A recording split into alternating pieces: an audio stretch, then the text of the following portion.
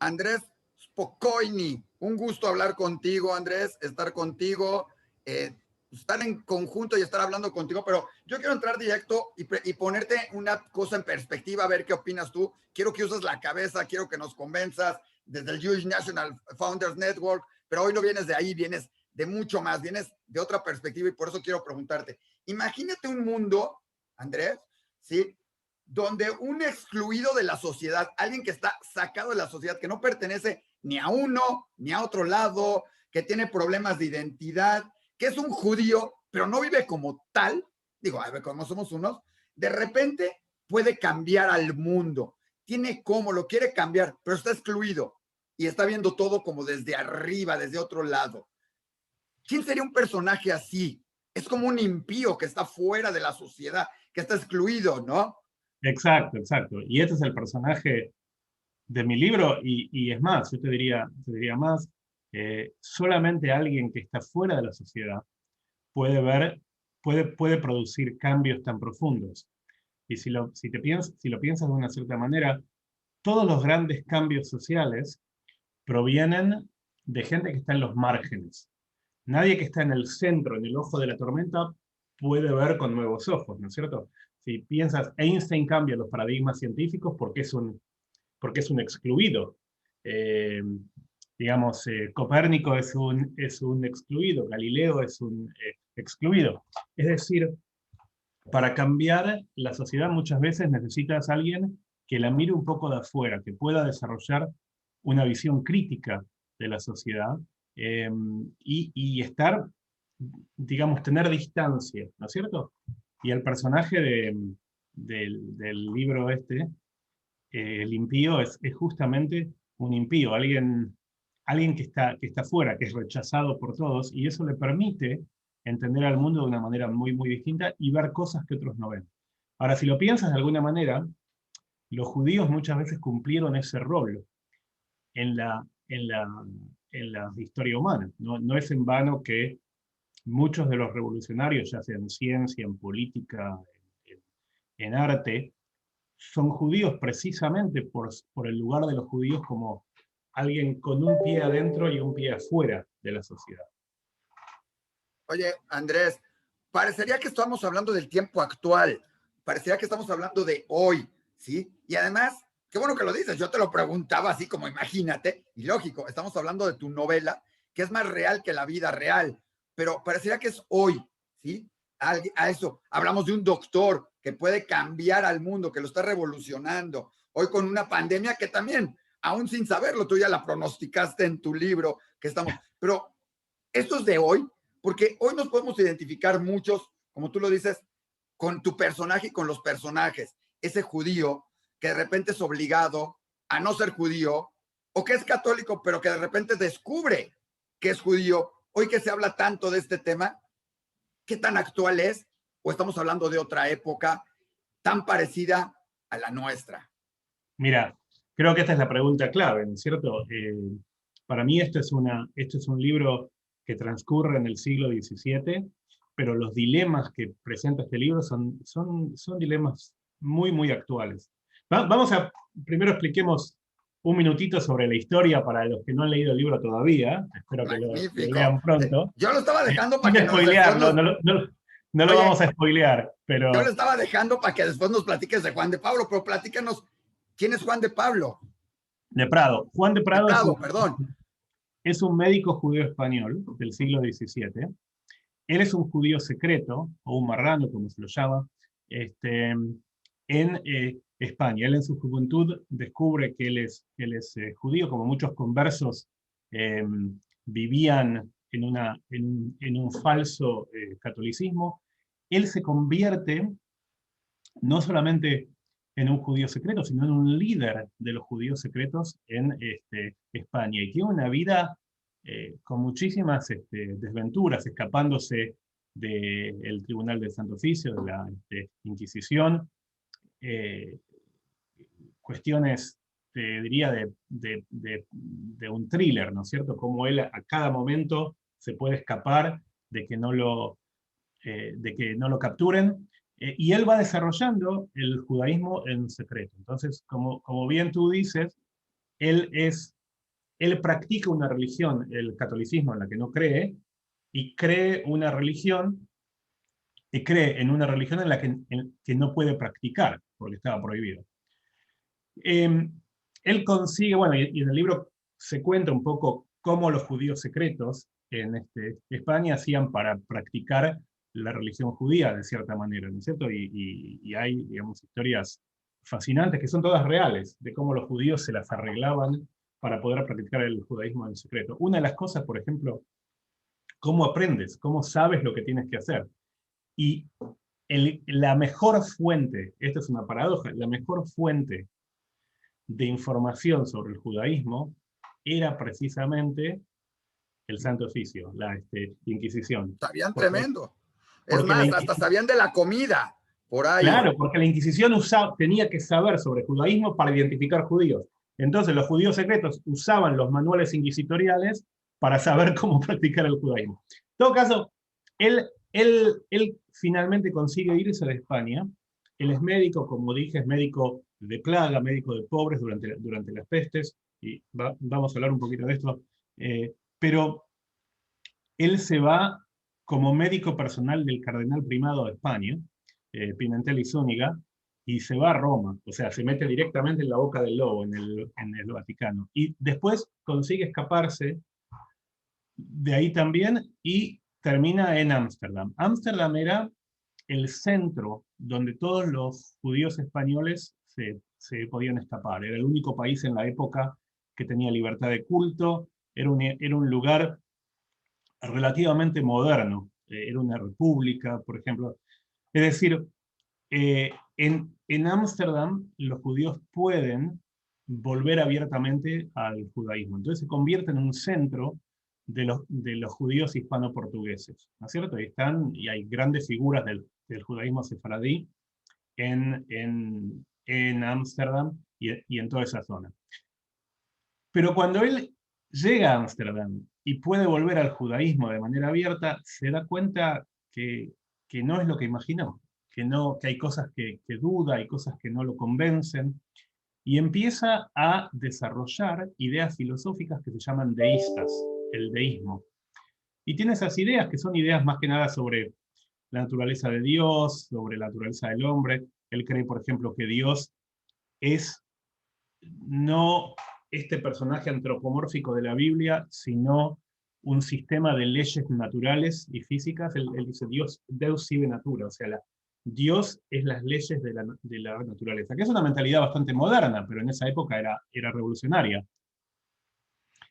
O sea, eso como que en esa época no debe haber sido revolucionario, debe haber sido como hereje total, como tú lo dices, un impío en Hereje, ese sentido. Por eso de ahí el nombre. hereje Porque total. pensar así, además como doctor, cuando a los doctores también se basaban mucho en religión o se basaban mucho en pensar que Dios lo va a solucionar. O sea, era como, esto es porque es así y no había la ciencia. Hoy, aún con la ciencia que tenemos, seguimos en un momento dado esperanzados que Dios es el que lo resuelva y el doctor es la mano de Dios en muchos casos. Entonces, esto es tan real como doctor, como judío, como católico, como marrano, o sea, como se les denominaba en eso entonces, ¿sí?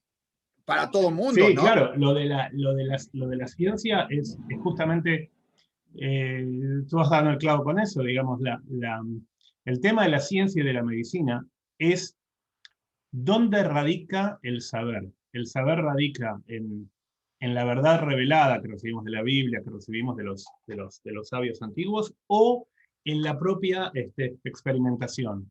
En el libro hay un pasaje que son cosas reales que han sucedido, donde los estudiantes, digamos, analizaban un cuerpo y se daban cuenta que lo que habían dicho algunos antiguos sabios sobre el cuerpo era falso. Y los profesores, en vez de decirles, sí, tienes razón, decían, no, no, no, tú no puedes confiar más en tus ojos que en la palabra de Dios. O que en la palabra de los antiguos sabios, ¿no? Por ejemplo, mira, Aristóteles había dicho que las mujeres tenían menos dientes que los hombres. Y eso es, lo único que hay que hacer es contar para darse cuenta que no es cierto. Y sin embargo, nadie había contado, porque si Aristóteles lo dice, Aristóteles lo dice. Toda esta actitud de no dudar de la verdad revelada es lo que Prado viene a romper. Claro, no es el único, ¿no es cierto? Estaba Galileo, estaba Descartes también, pero él cree en la duda radical. Él dice, yo no voy a aceptar ninguna verdad como verdad revelada, la voy a cuestionar, voy a dudar y voy a buscar mi propia verdad, lo cual es una actitud sumamente moderna. Nada más que hace 300, 400 años, esa actitud te llevaba a la hoguera. Ahora, pero volviendo a la historia de él cuando llega a Ámsterdam desarrolla esas ideas deístas, y conoce a un joven tímido estudiante modelo que se llama Baruch Spinoza. Justo de él te iba a decir, porque estabas diciendo, habría grandes filósofos, Descartes, estabas hablando de, y te iba a decir, oye, si hablamos de medicina y hablamos de todo eso, tendría que haber estado apareciendo por ahí Baruch Spinoza, ¿verdad? Claro, Justo nos dices. y la gran contribución de Prado justamente es que él es quien forma a Spinoza. Claro que Spinoza es mucho más inteligente que él y mucho más metódico. Entonces Spinoza toma las ideas de Prado y las convierte en un sistema filosófico muy bien armado y escribe libros y etc. Entonces, a través de Spinoza, estas ideas deístas digamos, pasan al mundo y se convierten en la base de la filosofía moderna occidental. Y por eso yo digo en el libro que Prado es uno de los padres olvidados de la modernidad, porque gracias a él tenemos todas las teorías spinozistas y lo que siguió a partir de ahí. Pero hay algo que es aún más interesante en Prado que en Spinoza. Tanto a Prado como a Spinoza los excomulgan el mismo día. Les hacen un jerem a los dos, ¿no es cierto? Ahora, Spinoza, cuando lo excomulgan, él lo vive como una liberación. Él dice, a mí, yo no soy religioso, a mí no me importa, yo no creo. Ser parte del pueblo judío me es indistinto. Entonces, él acepta el jerem, él no lo pelea. Prado es una cosa interesante. Prado dice, no, yo no acepto el jerem porque yo reivindico mi derecho de reinterpretar el judaísmo de acuerdo a mis propias ideas. Es decir, en eso también es moderno, porque hoy en día todos los judíos reivindicamos el mismo derecho. Decimos, nosotros digamos, interpretar el judaísmo a nuestra propia manera. Pero hace 300 años no era tan obvio, no era nada obvio. Aún hoy es un conflicto de intereses y de mentalidad que tenemos todo mundo. O sea, esas faltas de identidad o esa sobreidentidad. El otro día alguien me dijo, es que no es que te falte identidad, es que tienes muchas identidades. Realmente. Entonces, eres argentino, digo, en tu caso, bueno, ni modo, o sea, no todo el mundo, eres argentino, has vives en Estados Unidos, puedes ser americano, puedes ser israelí, eres judío, puedes ser católico, cristiano, padre, esposo, o sea, tenemos muchos roles, muchos papeles. En esa época era muy marcado y todo esto. Entonces, todo lo que nos cuentas, la primera, antes de que nos sigas contando, porque seguramente la gente dirá, bueno, es un documental, es una historia, ya nos va a contar, es un libro de historia. Es un libro de historia, pero es una Claro, claro, novela, claro. o sea, No es con un, cosas que... no es un libro de historia, o sea, es una novela histórica. Y lo que tú dices es cierto, es una novela que trata, y de hecho me hace pensar en algo. Yo elegí conscientemente escribir este libro como una novela, primero porque la vida de él, más allá de las ideas filosóficas y todo, es una vida con aventuras, con romance, es una figura, eh, también no es una figura perfecta, es un mujeriego empedernido, le gusta la juerga, es una especie de pícaro del siglo de oro español, como en las novelas de Quevedo, en fin. Estamos hablando de un personaje sumamente colorido, sumamente pintoresco, un personaje trágico. Entonces, todo eso me pareció que en un libro de historia no se captura, digamos, eso por un lado. Pero por otro lado, lo que tú dices es sumamente importante, el conflicto que tiene él con sus identidades preanuncia los conflictos que tenemos nosotros con nuestras identidades. Es decir, no es solamente que anteriormente no se tenían esos conflictos, es que anteriormente tu identidad te la daba la pertenencia a un grupo. Tú eras judío, tú eras católico, tú eras carpintero, lo que sea, la sociedad te decía que era lo que tú ibas a hacer toda tu vida, y nadie cambiaba. La diferencia es que en la edad moderna, y lo que nos pasa a nosotros, es que tenemos la capacidad y hasta la obligación de elegir nuestra propia identidad. ¿No es cierto? Y eso es lo que le pasa a Prado. Prado es de los primeros hombres que pueden y tienen que elegir entre diferentes identidades, digamos, contrapuestas. Y esto es, como tú dices, lo que nos pasa a todos nosotros. Nosotros vivimos en un mundo de, como tú has dicho, demasiadas identidades, donde todo el tiempo tenemos que, las identidades, tenemos que, de alguna manera, dirimir conflictos entre esas identidades y construir nuestra propia identidad con pedazos de todas esas. ¿Tú quién eres? ¿Argentino, americano, israelí, judío? Bueno, un poquito de cada uno y armo mi propio puzzle, ¿no es cierto? Esto es algo que es eminentemente moderno. En la época de Prado eso no existía. Eras quien la sociedad te decía que eras y punto.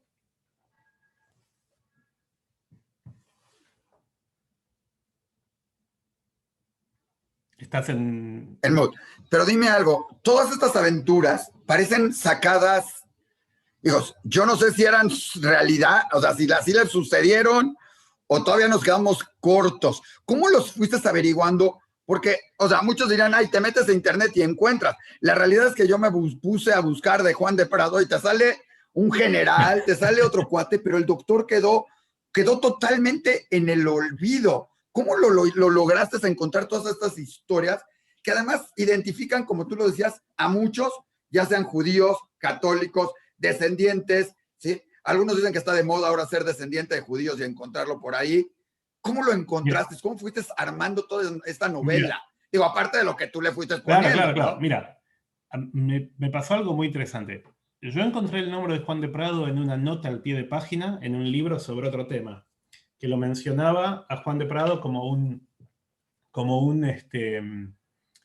alguien que contribuyó a la revolución espinosista, ¿no es cierto? Como lo mencionaban, uno de los que influenciaron a Spinoza. Y yo conozco bastante esa época histórica y dijo, jamás había escuchado este nombre, vamos a ver de qué se trata. Y empecé a buscar y como tú dices, es muy difícil encontrar historias sobre él, porque lo que pasa es que Spinoza se convierte en tan importante que lo eclipsa a él. Digamos, completamente la gente dice, bueno, finalmente Spinoza es el que transforma sus ideas en una filosofía organizada, sistemática, entonces con eso la figura de Prado es como que se vuelve no tan relevante. Entonces tuve que hacer una tarea como de detective, ¿no es cierto? De ir buscando retazos de su vida en obras que hablan sobre otros, no sobre él. Hay un solo libro escrito sobre Juan de Prado específicamente, que me costó muchísimo tiempo encontrarlo, pero básicamente era tomar algunos fragmentos en libros sobre otra gente. Por ejemplo, hay un libro súper importante de Joseph Kaplan sobre una figura sefaradí histórica, Baltasar Orobio de Castro, que era amigo de Prado. Entonces, contando la historia de Castro, uno puede adivinar algunas cosas que le habían pasado a Prado. Y a medida que fui encontrando la historia, me di cuenta que la historia era fascinante. Cuando yo empecé el libro, yo pensé, bueno, voy a inventar el 90% de la vida de este hombre, porque primero porque no debe haber tenido una vida tan interesante y porque además no hay información. Pero lo que me di cuenta son dos cosas. Primero que a través de terceros pude encontrar información y segundo, que nada de lo que yo podía inventar superaba a la realidad. Digamos, la realidad superaba la ficción. Cada vez que se me ocurría algo, por ejemplo, un escape de él de la Inquisición, se me ocurría algo y después leía que que la escena real había sido mucho más interesante de lo que yo podía pensar. Hay cosas que no se me pueden ocurrir. Que él se escapa de España, por ejemplo, convirtiéndose en médico personal del cardenal de la iglesia que lo estaba persiguiendo, es increíble, supera la ficción. Jamás se me hubiese ocurrido algo así.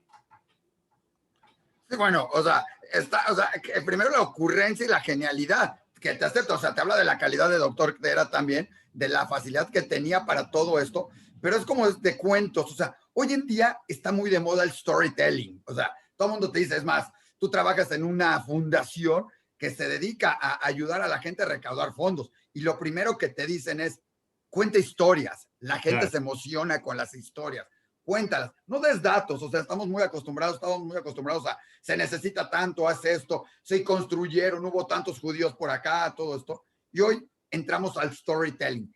Eso es lo que te lleva a ir contando esta historia. Bueno, este cúmulo de historias, porque sucede en cada aventura que realmente las podría tomar. Bueno, hoy que se asociaron dos importantes compañías de televisión para crear ese tipo de contenidos, la podrían tomar y hacer la película de cómo lo va sucediendo, o series, ya sabes, esas de las de streaming que nos pasamos viendo toda la pandemia, ¿verdad? Pero esto es lo que te va, ¿qué te sorprendió? Dime, cuando empezaste a saber toda la historia, aparte de lo del doctor, de que se volvió el doctor de la corte, bueno, del inquisidor en pocas palabras, ¿qué te sorprendió? ¿Cuál fue el momento que dijiste de alguno de esos relatos? No nos cuentes el final, pero platícanos un poquitito así de, un fragmento así de decir, hijos, para que se pique la gente, decir, ay, en serio, ¿y qué pasó con él, no? Es una pregunta interesante, porque en realidad, mira, en realidad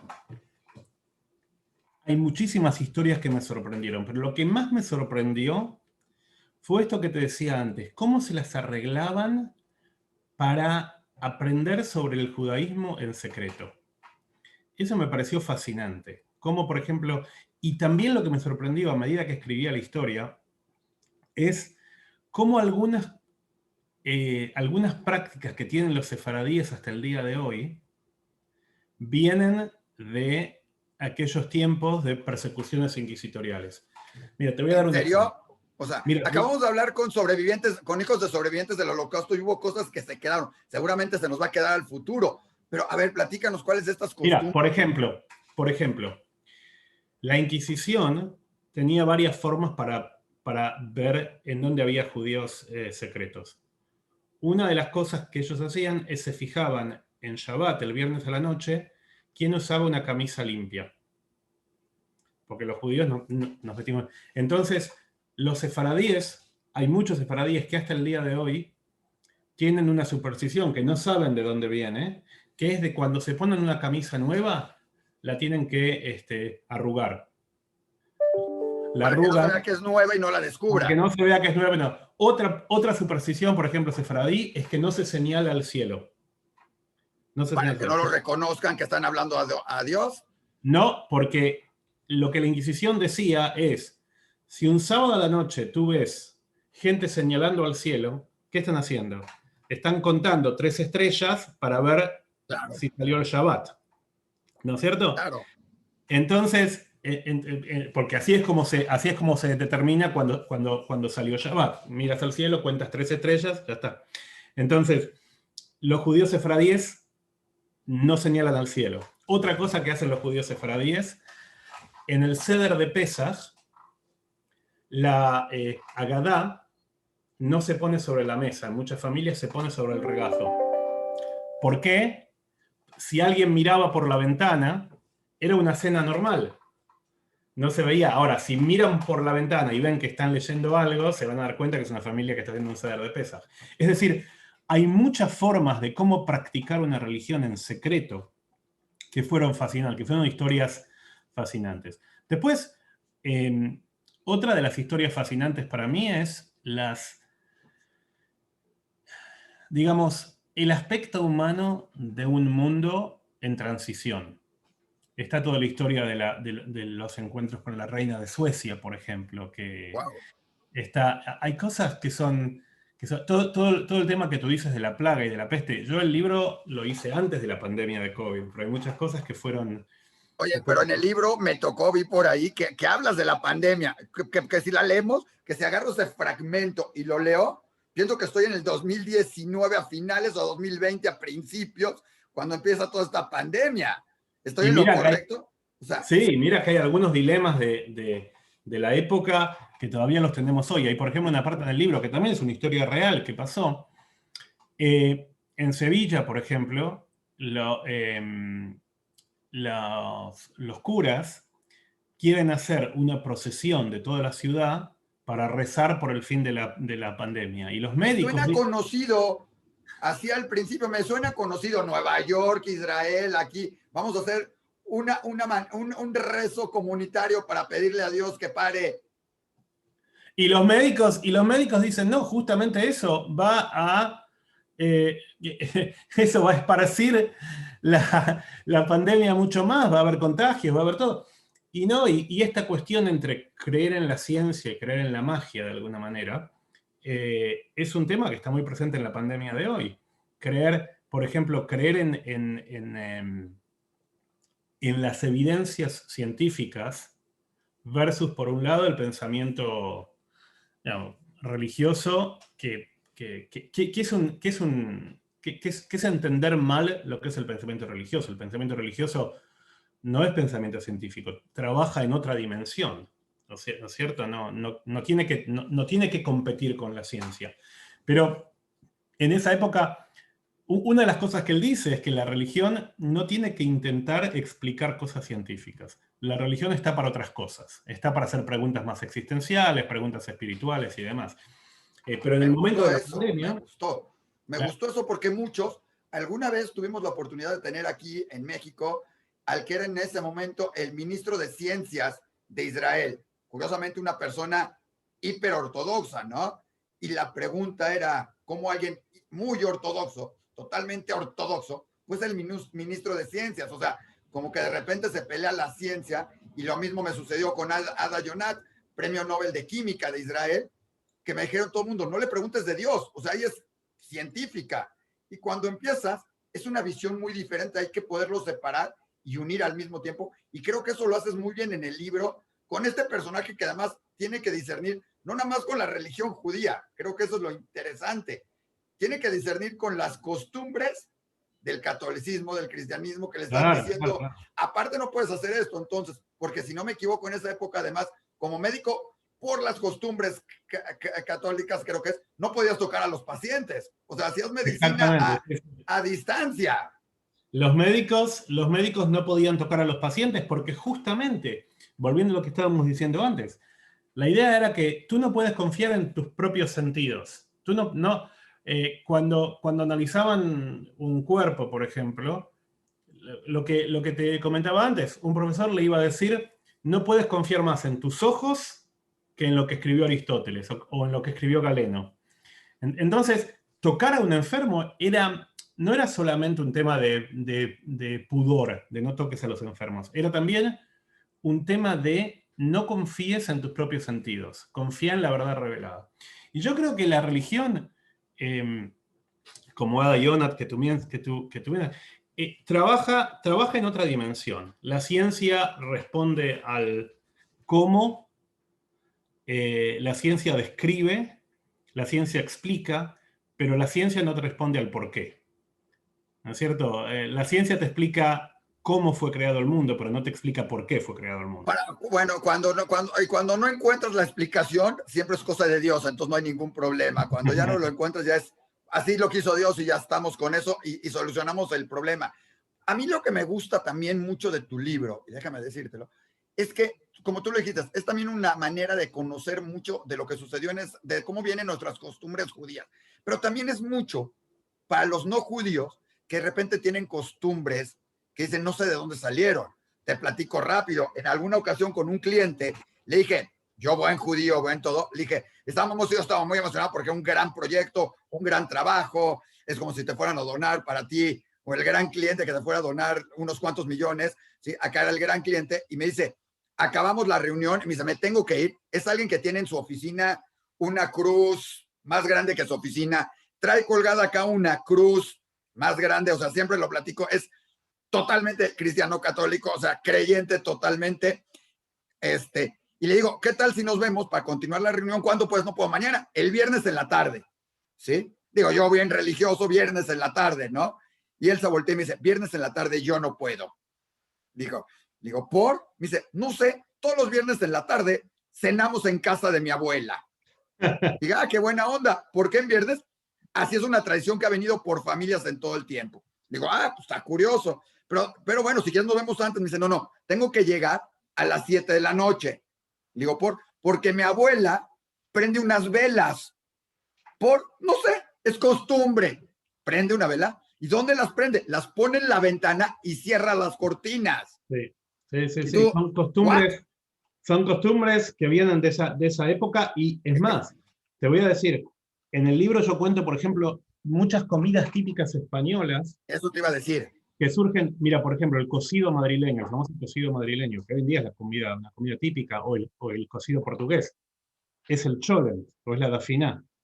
O sea, es el cholent y lo sirven, mismo como se sirve, lo sirven en 3 vuelcos, ¿no es cierto? Nada más que en vez de tener carne, tiene cerdo, digamos, en vez de tener carne de vaca, tiene cerdo. Es decir, hay muchas costumbres, digamos, españolas que... Las calabacitas rellenas me dijeron que también, que era una manera de disimular, que porque si veían que comían calabacitas, era un alimento judío, si no me equivoco. Claro.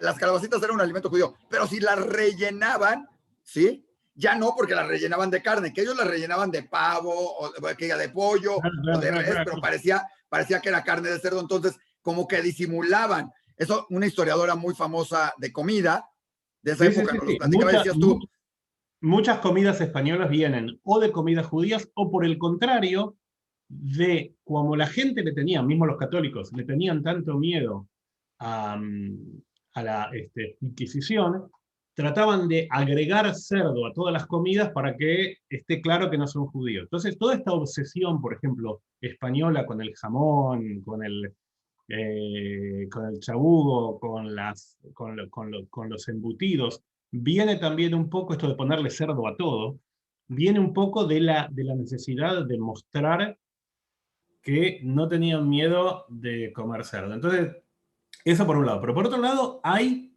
costumbres, como tú bien dices, gente que enciende velas y no sabe por qué,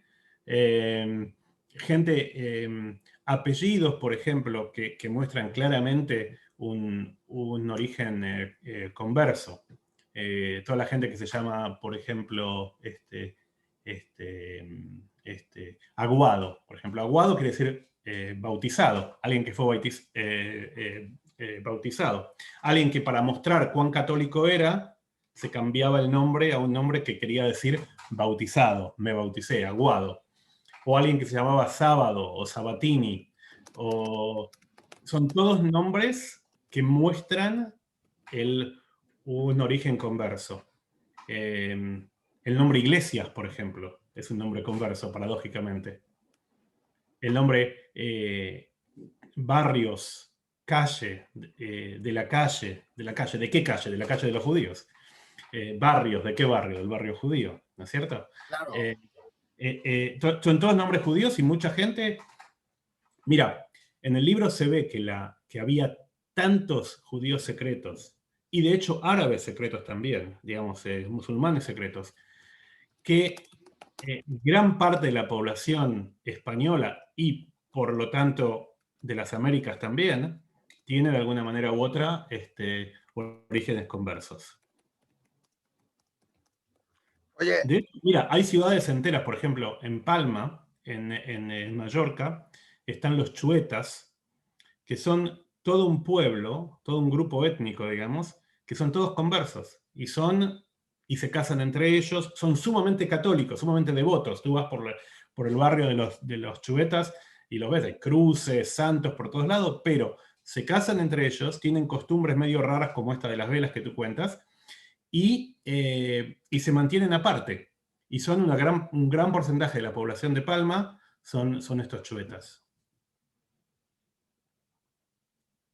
oye, me encanta que además de este libro de Limpio, ¿sí? El libro de Andrés, ¿sí? Estamos hablando del libro y no estamos hablando del libro. O sea, no te lleva al hablar del libro cuando lo vas leyendo y cuando lo platicas. Es un libro, además, para que lo leas con otros cuates al mismo tiempo, lo puedas platicar, lo puedas oír y decir, a ver, ¿sí? ¿Qué onda con este libro? ¿Te diste cuenta de lo que sucedió acá? ¿Te imaginas? ¿Te acuerdas? Con razón O sea, es un libro que además de ser una novela, te inspira y te introduce a platicar, a identificarte. Seguramente tú te identificaste con tu personaje, seguramente nos identificaremos nosotros con mucho de lo que va sucediendo y la situación en todo esto, ¿no? Es más, al rato voy a hablar con los de la Fundación Hispano-Judía que tan buena labor hacen, a comentarles y que lo vean, pues ya hacemos algo con ellos. Pero es interesantísimo cómo cambias y te hace meterte en esto y en platicar, como dijimos, ya hablamos de comida, de historia, de tradiciones, de judíos, de judíos conversos, de católicos, de marranos, y apenas estamos empezando con un judío que además quedó en el olvido, como decíamos, ¿sí? Claro, sí, mira, es la riqueza de la historia y más que nada es la riqueza de los momentos de transición. A mí, si tú me preguntas a mí, si tengo que elegir uno de los temas del libro, es el tema este de vivir en momentos de transición. Pero lo que le pasa finalmente a Prado es como la perplejidad, el desarraigo de vivir en un momento donde el mundo está cambiando muy profundamente. ¿No es cierto? Ese es un poco el problema. Tenemos una situación en donde el mundo está cambiando muchísimo y digamos, el mundo viejo murió, pero el mundo nuevo todavía no nació. Y él está como suspendido entre dos momentos históricos. Y a mí nos pasa a nosotros también, en cierta manera. Nosotros vivimos en una época, en un mundo que también está en transición, que también está como suspendida entre dos momentos. Tenemos esta sensación que hay cambios políticos, económicos, religiosos, espirituales, y no sabemos bien qué es lo que va a pasar. La pandemia obviamente genera también una sensación de mucho cambio, de mucha inestabilidad. Entonces yo siento que todos estamos un poco como este médico del siglo XVII, como Juan de Prado, flotando entre dos mundos, ¿no es cierto? Entre un mundo viejo que ya no nos representa y un mundo nuevo que todavía no se ha desarrollado por completo. Y es un momento muy interesante, muy creativo, pero también es un momento de mucha angustia, de mucha ansiedad. Muchas de las cosas que están pasando en el mundo, la vuelta, por ejemplo, a los autoritarismos, el antisemitismo, etc., de alguna manera son síntomas de una gran ansiedad. O sea, de una gran ansiedad, de un miedo frente a lo desconocido, frente a un mundo que está cambiando y que no sabemos muy bien cómo manejarlo. Ahí entra la parte importante. Ya platicamos mucho del libro. No hemos platicado ninguna de las aventuras, algunas de las cosas que van sucediendo. Vale la pena. Me cae que está como para ir y dices, ¿cómo le hizo este cuate? O sea, ¿en serio lo resolvió así? ¿Qué sucedió? Aparte de decir, tienes personajes también que son, hijos, el malo, el bueno, el que sucede, como todo esto es una real novela. Olvídense la parte histórica, leerla, la podríamos poner en cualquier momento del planeta, con cualquier momento del pueblo judío y no del pueblo judío, y estaríamos. Estoy enseñando ahí en portada un poco el libro. La portada también está bien interesante, no sé cómo la sacaron, pero está bien interesante porque mezcla cosas que podrían identificarse con Israel, que identifican al judaísmo, que identifican a todo mundo, a la medicina, los cuervos, todo esto. Tú hiciste la portada, ¿cómo salió la portada? Platícanos un poquito porque la portada la estamos viendo aquí y está por demás interesante. Sí, sí, la portada es hermosa y la portada en realidad es obra de la gente de la editorial. Un poco platicamos sobre los temas que yo quería poner. Yo dije, para mí era importante el tema de las peregrinaciones, por eso el caballo, que digamos el jinete en marcha, o sea, es alguien que viaja por todo el mundo conocido en esa época, el tema de la medicina, el tema de la dualidad, por eso los dos cuervos mirando uno para cada lado. Es decir, el tema de los judíos, como tú ves ahí, hay símbolos judíos, pero también está el símbolo del Santo Oficio, es decir, los libros y la Torá, o sea, la cuestión del saber secular y el saber religioso. Es decir, la gente que lo diseñó capturó perfectamente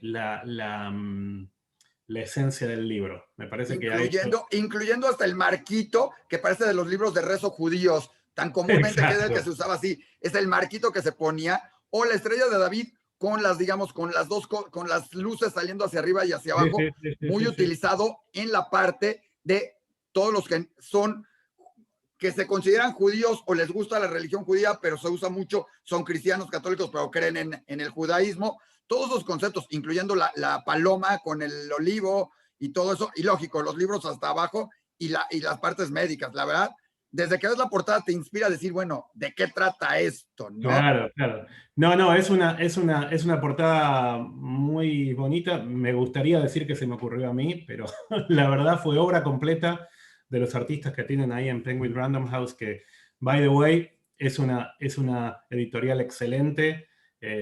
Tienen, digamos, producen libros espectaculares y tienen una relación con el autor. A mí me asustaron como nuevo autor, me dijeron, no, mira, las editoriales son así, son así. Mi experiencia con Penguin Random House fue espectacular y la selección, el trabajo que hacen con los manuscritos es buenísimo, así que les diría que cuando compren un libro, si ven que está publicado por ellos, es una garantía de calidad. Es algo que la gente no se fija, pero que vale la pena darse cuenta y Claro, todo claro, eso. claro. No, no, es Pero una vale la garantía de pena. calidad. Sí. Oye, y ahora sí, ya que hablamos del editorial, ya que hablamos de todo, o sea, qué buena onda el libro, todo, ya está en México. Digo, te estamos entrevistando, supongo que sí. Ya está en México, seguramente ya está también en internet, hoy también lo puedes conseguir, pero ya lo estrenamos, ya lo estamos presentando, ¿qué estamos haciendo con él?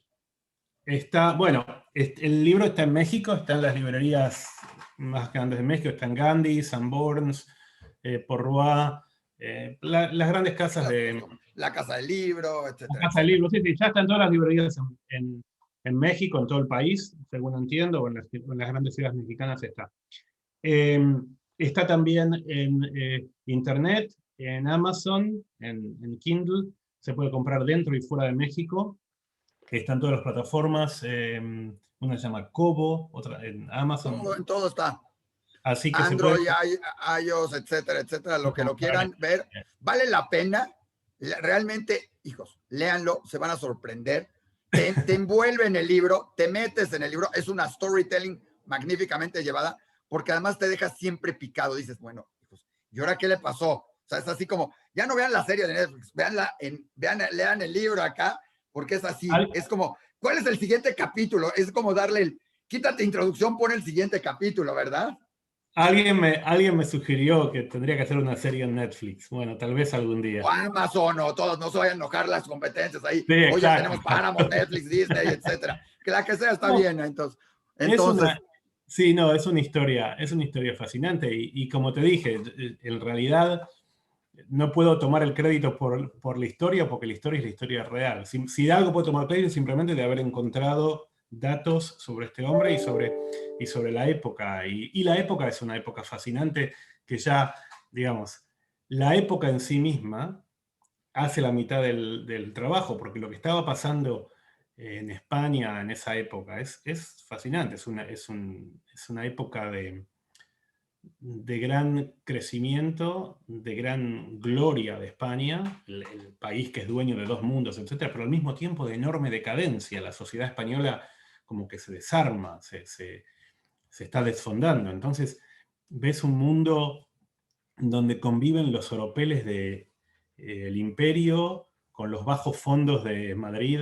Es una cosa completamente fascinante. Es una época eh, súper, súper interesante. Y también nos hace pensar un poco en lo que está pasando hoy en día, ¿no es cierto? Imperios que se caen, viviendo en Nueva York, como yo, tienen la misma sensación. Por un lado, Estados Unidos súper poderoso y por otro lado, lo que pasó durante la pandemia, que no pudieron manejarlo, como la sensación que la sociedad se desfonda.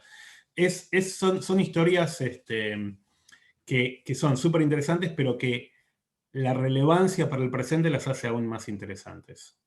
Andrés, pues ha sido un gusto, un placer platicar contigo. Aprendimos mucho otra vez contigo. Siempre aprendemos, siempre nos metemos, estamos con el libro. Recomendémoslo para que la gente lo siga. Ya veremos con la editorial también si hacemos algo más. También regalaremos algunas cosas ahí para que la gente se involucre. pero la verdad es una gran lección, es un gran esto, pero además está entretenidísimo. Así que aprovechen, busquen el impío, ¿sí? Que además a muchos les dejará eso. Y la última, en ese sentido, ¿por qué el impío? Y no, a lo mejor llamarlo el hereje, ¿por qué no llamarlo Ah, esto? ¿Por qué el título el impío? Que además deja mucho a que, bueno, primero tienes que conocer la palabra y te deja eso. Pero ¿por qué el título? mira, lo cierto es que pensé en El hereje como primer título y en realidad hay muchos libros que tienen ese nombre ya en esa palabra ya en el nombre. Entonces dije, no, está muy visto hereje. Y un amigo, un gran amigo mío me sugirió, ¿por qué no le pones impío? Que quiere decir más o menos lo mismo, pero es una palabra que además tiene un poco más de fuerza, tiene un poco más de digamos, genera un poco más de reacción. Entonces fue así, simplemente me pareció que sonaba bien, me pareció que mostraba un poco. Ahora, impío tiene varias acepciones. Una es precisamente alguien falto de compasión, que no es el caso de él. Prado es una figura muy, muy generosa, muy de dar, muy de darse. Pero tiene la otra acepción, que es alguien que no cree, alguien que no cree en ninguna religión, ¿no es cierto? Y él no es que no cree, como decíamos antes, sino es alguien que duda de todo. Entonces me pareció que era, digamos, aceptado que era una buena palabra para poder describir esa actitud. Creo que lo describe perfecto, creo que vale la pena leerlo. Averigüen por qué es el impío, ¿sí? Porque es un judío, ¿sí? Que quedó en el olvido, ¿sí? Que revolucionó el mundo y que estaba olvidado, como dijimos, hasta ahora, que Andrés nos los trae en este libro. Muchísimas gracias, Andrés. Es un gusto siempre. Y pues a continuarlo leyendo, ya estaremos platicando después cómo vamos con eso y ya te daremos nuestros puntos de vista al respecto. Buenísimo, con muchísimo gusto, con muchísimo gusto.